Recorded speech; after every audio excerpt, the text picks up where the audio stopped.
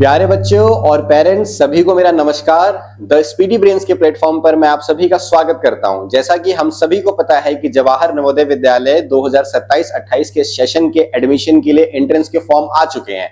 तो फॉर्म को बिना मिस्टेक के कैसे भरना है ये हमने आपसे कहा था कि बहुत जल्द एक वीडियो लेकर के आएंगे, तो हम वीडियो लेकर के आ चुके हैं। तो आइए चलिए शुरू करते हैं और देखते हैं कि कैसे हम जवाहर नवोदय विद्यालय 2027 के एडमिशन फॉर्म को भर सकते हैं, वो भी बिना किसी मिस्टेक के।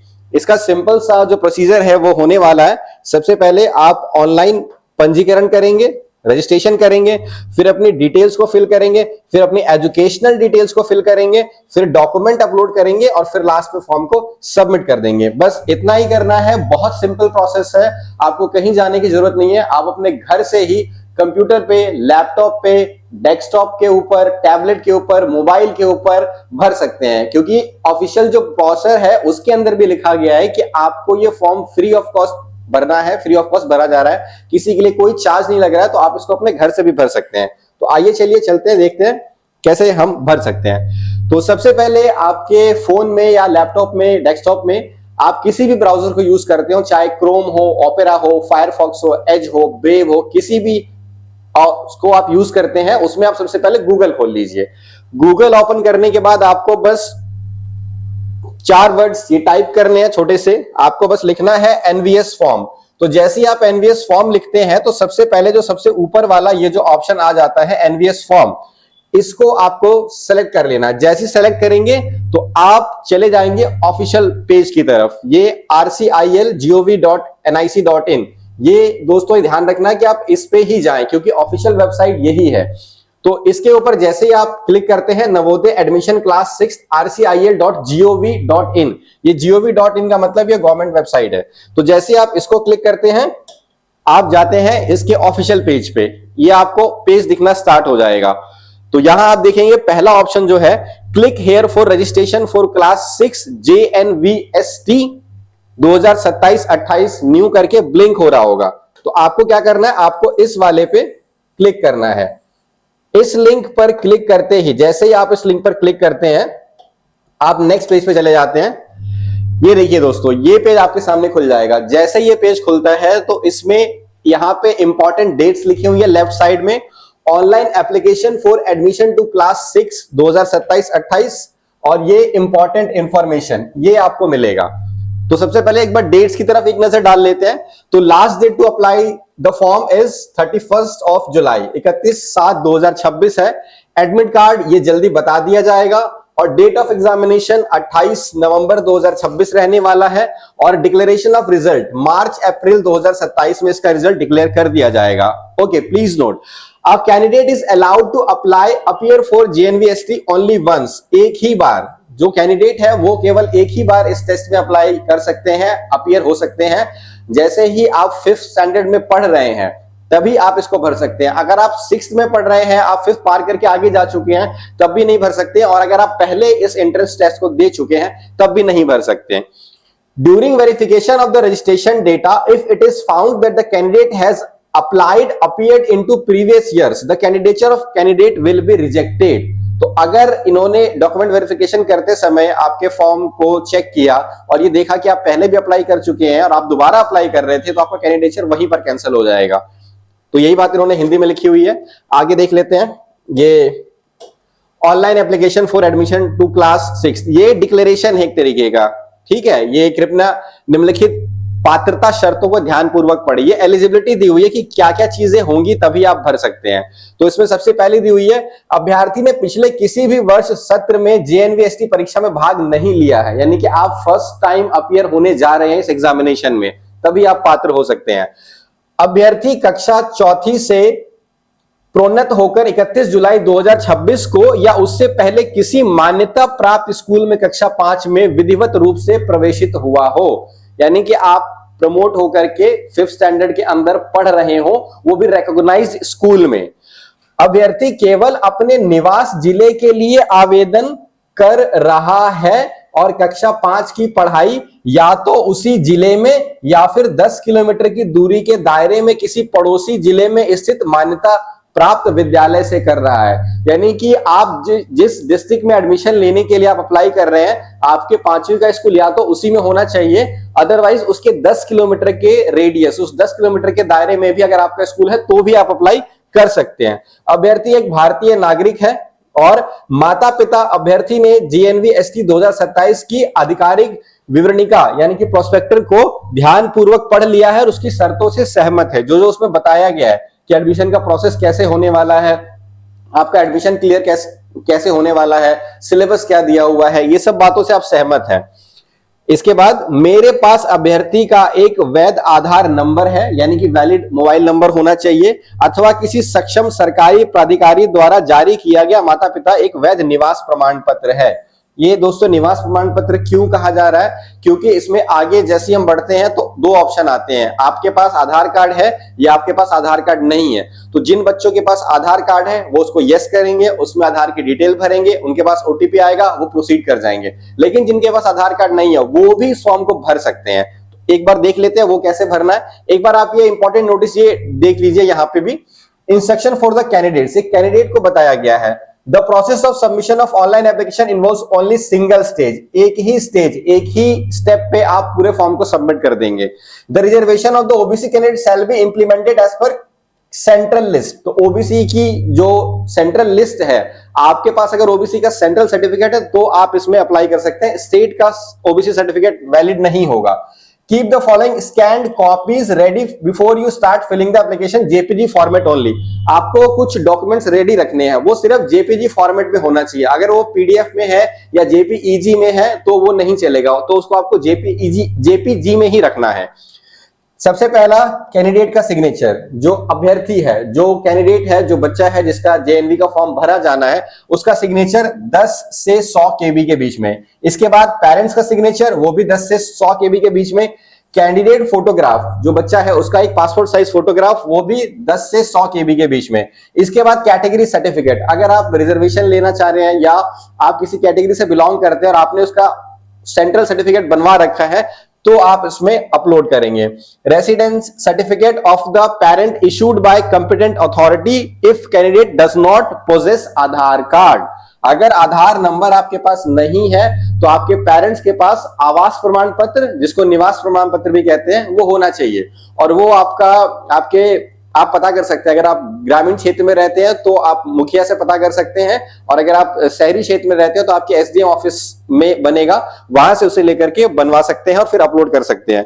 तो आइए चलिए, इस पेज पर आने के बाद आप जैसे ही स्क्रॉल करते हैं, नीचे घसकाते हैं, तो नीचे घसकाने के बाद आप देखेंगे कि आपको ये दिख रहा होगा, ये स्टार्ट हो जाएगा दिखना। तो इसमें कहा गया, यदि अभ्यर्थी अभिभावक यह पुष्टि और घोषणा करते हैं कि अभ्यर्थी ऊपर दी गई सभी पात्रता शर्तों को पूरा करता है। अभी जो मैंने पॉइंट्स पढ़े थे, अगर आप वो सभी शर्तें पूरा करते हैं तो 2 ऑप्शन आते हैं, यस और नो। तो आप इसमें यस सेलेक्ट कर लेंगे। जैसे ही आप यस सेलेक्ट करेंगे फिर आप आगे बढ़ते हैं, क्या आपके पास आधार नंबर है। तो अगर आपने इसमें यस सेलेक्ट किया तो फिर आपको यहाँ पे अपना आधार नंबर भरना है, और जैसे ही आप सबमिट बटन पे क्लिक करते हैं तो फिर आप आगे चले जाएंगे, आपसे फिर वो OTP मांगता है। सबमिट बटन पे क्लिक करने पे फिर ऐसे आएगा, स्क्रीन ऐसी आ जाएगी, आपके पास OTP आ गया, यस, फिर आप इसमें OTP डालेंगे और सबमिट कर देंगे। सबमिट करते ही आप नेक्स्ट पेज पे चले जाएंगे। अगर आपके पास ये चीज नहीं है तो आपसे ये कहा जाएगा, your registration will be provisional, please upload any government approved resident certificate of the parents candidate district of residence. तो अगर आपके पास आधार का नंबर नहीं है, जब आप उसमें नो सेलेक्ट करते हैं तो आपको एक नया ऑप्शन दिया जाता है कि आपको कोई भी गवर्नमेंट रिलेटेड एक सर्टिफिकेट अपलोड करना है अपने निवास का, आप जिस जगह पर रह रहे हैं, तो वो सर्टिफिकेट आप इसमें अपलोड करेंगे। ये यहां से चूज फाइल करके, और आप वो फाइल आपके फोन में या आपके लैपटॉप में, आपके डेस्कटॉप पे होनी चाहिए। जैसी है वो आप इसको अपलोड करके सबमिट करेंगे। तो जैसे आप इसे सबमिट करते हैं, तो मैंने ये चेक करने के लिए एक ऐसे सर्टिफिकेट अपलोड किया था, तो ये आप सबमिट करेंगे। तो फिर आप इस सबमिट बटन पे जैसे ही क्लिक करते हैं इस फाइल को डालने के बाद, फिर आप नेक्स्ट पेज पे चले जाते हैं और ये आपका पेज ओपन हो जाता है। यहां आपको एप्लीकेंट का नेम ऑफ द कैंडिडेट भरना है, फादर्स नेम। तो आप ध्यान रखें कि जो नेम ऑफ कैंडिडेट है वो जो आधार कार्ड पे आपका नाम है, स्पेलिंग उसके साथ मैच करे। फादर्स नेम, फिर आपको यहाँ पे मदर्स नेम डालना है, और फिर यहाँ पे आपको जेंडर, आप मेल फीमेल आप यहां से चूज कर सकते हैं। फिर आपको डेट ऑफ बर्थ डालनी है। डेट ऑफ बर्थ बच्चे वो जो प्रोस्पेक्टस के अंदर दी हुई है उसके बीच में ही होनी चाहिए, उससे आगे या पीछे की डेट ऑफ बर्थ है तो वो फिर एक्सेप्ट नहीं होगा। फिर आपको एक वैलिड मोबाइल नंबर डालना है। यहाँ पे मोबाइल नंबर डालने के बाद फिर आप इसको हल्का सा नीचे जैसे ही घसकाएंगे तो फिर यहाँ पे आपसे कहेगा ईमेल आईडी भरिए। ईमेल आईडी भरने के बाद आप यहाँ पे कैटेगरी सेलेक्ट कर सकते हैं। तो कैटेगरी के कॉलम पे जैसे आप इस पे क्लिक करते हैं तो यहाँ पे आपको general, SC, ST, OBC, EWS, तो जो भी कैटेगरी से आप बिलोंग करते हैं वो आप चूज कर लेंगे। इसको चूज करने के बाद अगर कोई डिसेबिलिटी है तो वो आप यहां से चूज कर सकते हैं। ये PWD स्टूडेंट्स के लिए है, अगर नहीं है तो आप इसको खाली छोड़ सकते हैं। यहाँ पे ऑलरेडी नन लिखा हुआ होगा। इसके बाद अपना एड्रेस डालेंगे, आप जिस डिस्ट्रिक्ट में रहते हैं वहां का एड्रेस और वहां का पिन कोड डालेंगे। ये पिन कोड भरने के बाद फिर आप इसको नीचे घसकाएंगे तो फिर आपका आवासीय राज्य, आप किस स्टेट में रहते हैं, ये ड्रॉप डाउन बॉक्स है, इसमें आप जैसे ही सेलेक्ट यहाँ ऑप्शन पे क्लिक करते हैं तो सारे स्टेट की लिस्ट आ जाएगी, उसमें से आपको अपना स्टेट सेलेक्ट कर लेना है। जैसे आप स्टेट सेलेक्ट करते हैं फिर यहाँ पे डिस्ट्रिक्ट आ जाता है, उसी के अकॉर्डिंग वो भी आपको सेलेक्ट कर लेना है। वो सेलेक्ट करने के बाद आपका जो ब्लॉक है वो आप भर देंगे। इसके बाद ये आपसे पूछता है कि NIOS के स्टूडेंट अगर आप हैं तो आप इसको यस करेंगे, अगर आप नहीं है तो आप इसको नो कर देंगे। कक्षा 5 की पढ़ाई का जिला और निवास का जिला एक ही है तो यहाँ पे आपको यस करना है। यस किस केस में करना है? उस केस में जब आप अपने ही डिस्ट्रिक्ट में एडमिशन ले रहे हैं, लेकिन अगर आपका स्कूल 5वीं तक का स्कूल जिस डिस्ट्रिक्ट में आप रहते हैं उससे 10 किलोमीटर के दायरे में है तो उस पर आप नो चूज करेंगे। इसके बाद अभ्यर्थी अध्ययन विवरण, ये आपको अपनी स्टडी डिटेल्स भरनी है, बच्चे की स्टडी डिटेल्स इसमें फिल करनी है।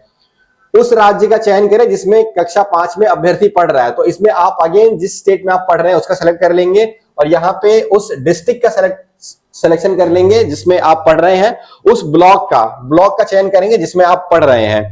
परीक्षा का माध्यम, आपका जो माध्यम है वो इंग्लिश, हिंदी क्या होने वाला है वो आप यहां से चूज करेंगे, आप अपनी लैंग्वेज यहां से चूज करेंगे और आप इसको बहुत ध्यान से चूज करें क्योंकि एक बार आपने इसको चूज कर लिया फिर ये दोबारा इसको कंसिडर नहीं करते हैं।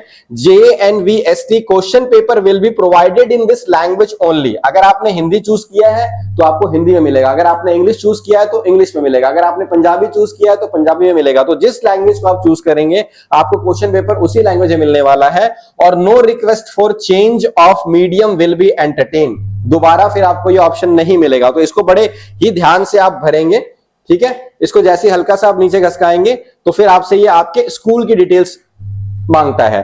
तो ये क्लास 3rd, क्लास 4th और क्लास 5th, ये तीनों डिटेल्स आपको भरनी है। सबसे पहले आपको स्कूल का नाम भरना है, इसके बाद स्कूल रिकॉग्नाइज्ड है या नहीं तो आप इसमें यस सेलेक्ट करेंगे। इसके बाद स्कूल की स्थिति यानी कि वो रूरल है या अर्बन है, मतलब शहरी क्षेत्र में है या ग्रामीण क्षेत्र में, आपको वो चूज करना है। इसके बाद आपने 3री क्लास में कौन से साल में कौन से महीने में एडमिशन लिया था और कौन से साल और कौन से महीने में आप पास कर गए थे, ठीक है। ऐसे ही आपको 4थी क्लास का करना है और 5वीं क्लास का भी करना है। इस बात से मत घबराइएगा कि स्कूल आपका अलग अलग है तो क्या करें, स्कूल आपके अलग अलग भी हो सकते हैं बशर्ते वो एक ही जिले के अंदर हो और सभी के सभी मान्यता प्राप्त हो, यानी उनको एफिलिएशन का नंबर मिला हुआ हो, ठीक है। इसको भरने के बाद आप इसको थोड़ा सा और नीचे घसकाएंगे। नीचे घसकाते ही आपको आता है अभ्यर्थी माता पिता अभिभावक के द्वारा शपथ पत्र, ये डिक्लेरेशन है एक तरीके की।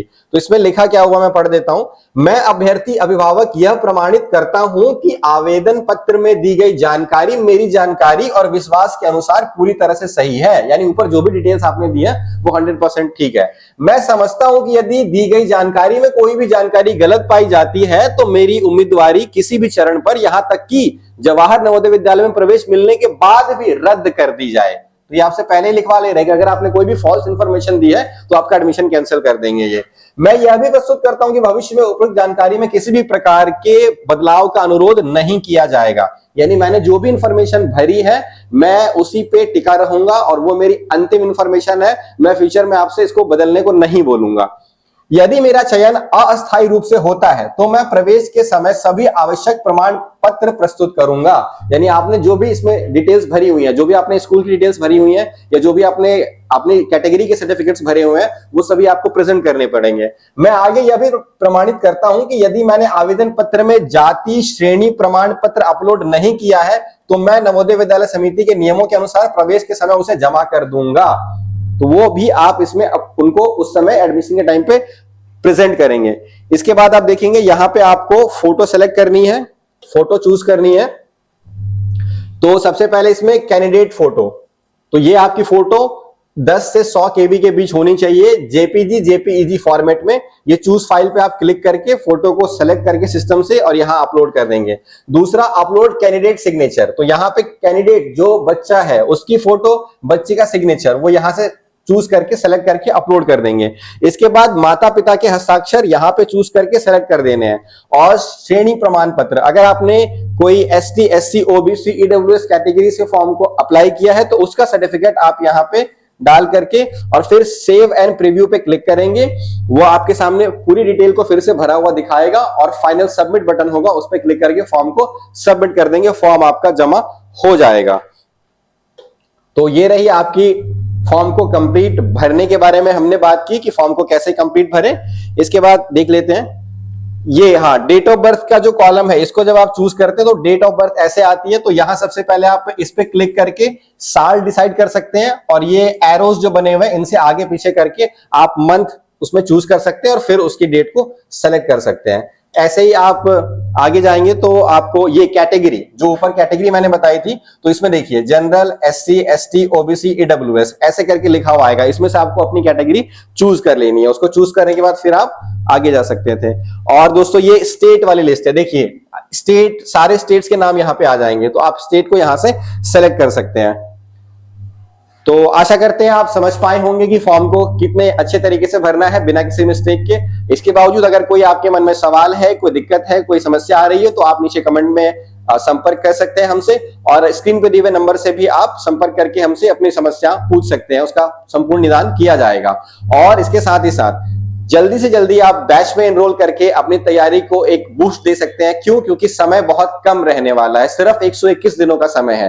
तो जल्दी से जल्दी आप द स्पीडी ब्रेन्स से जुड़िए और पूरी तैयारी अच्छे से करिए। हमारे पास पीवाईक्यूज के आधार पे, सिलेबस के आधार पे बेस्ट फैकल्टीज अवेलेबल हैं जो पूरी तैयारी करवाते हैं। शुरू से लेके अंत तक, एडमिशन तक हम हर प्रकार से आपकी सहायता करेंगे और आपके लिए उपलब्ध रहेंगे। तो चलिए जल्द मिलते हैं आपसे कोर्स में।